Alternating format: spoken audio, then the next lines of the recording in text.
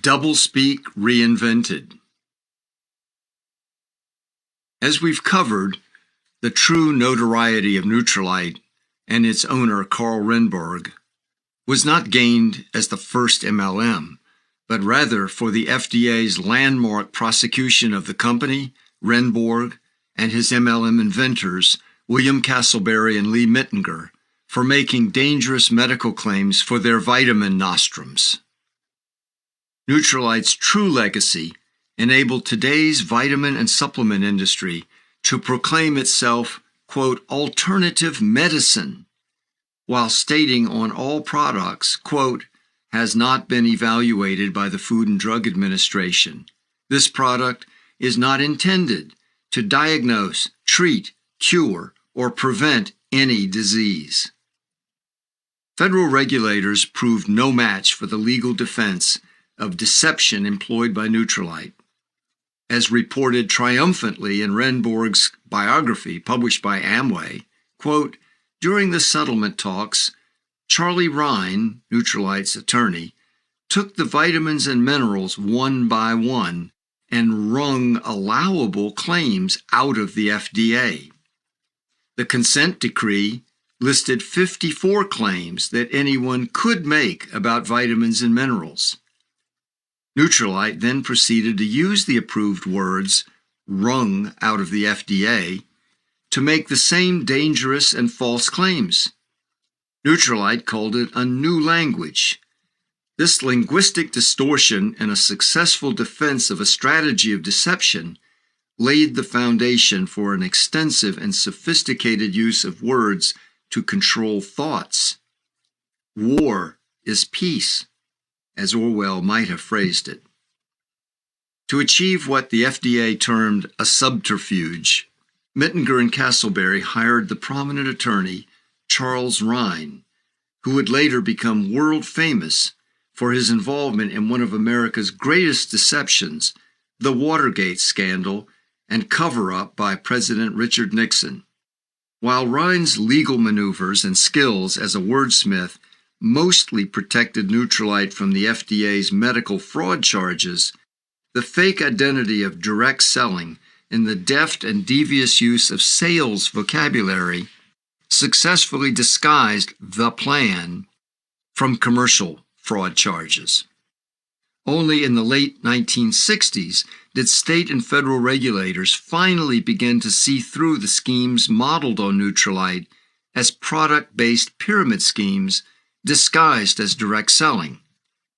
MLM was threatened with the revelation that its impossible income promise was the driver and false lure behind millions of buy-sell transactions of products, exposing the purchases as a money transfer mechanism.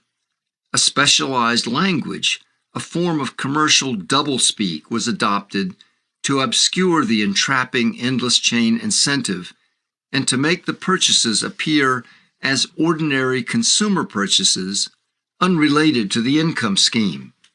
Fixed-price transactions with contract wholesalers were renamed retail. Recruiters were called distributors. Recruiting rewards became performance bonuses and sales commissions. Paying to join the recruiting chain was disguised as signing a sales contract and receiving a sales kit. Those who failed to enroll a recruit were renamed discount buyers. Though nearly all MLM participants immediately stopped buying MLM products after quitting the income scheme, their purchases made while involved were said to have been based on love of the brand. This also despite the products not being advertised and few MLMs having a recognizable brand. The products never entered the open market. They did not compete on price or quality. The entire system was closed. The entire model was given an official-sounding term, multi-level marketing, when in fact the structure was infinite. The levels were actually just markers of recruiting activity, not management responsibility, and nothing was actually marketed other than the income plan itself. In fact, there is no external market. The recruits and recruiters are their own market. Since the MLM scheme relied on an economic promise, the greatest linguistic challenge was the false claim of an average income gained by the direct sellers. Special methods of deception were needed for creating the false impression that most direct sellers made some money on average, and that a viable opportunity was available for every new recruit to gain extraordinary income. This feat of falsehood had to overcome the verifiable reality that 99% of all people who joined MLMs gain no net income. The median average income is zero.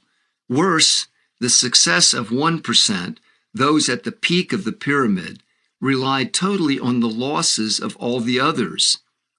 They had not outperformed the other 99%, they had plundered them. Legitimate income in business is a metric involving hard numbers, not vague promises to, quote, feel better, boost immunity, or gain inspiration. To show average income data when the median average is zero requires trickery beyond the linguistic tactics of Charles Rhine. The adept misuse of statistics was needed.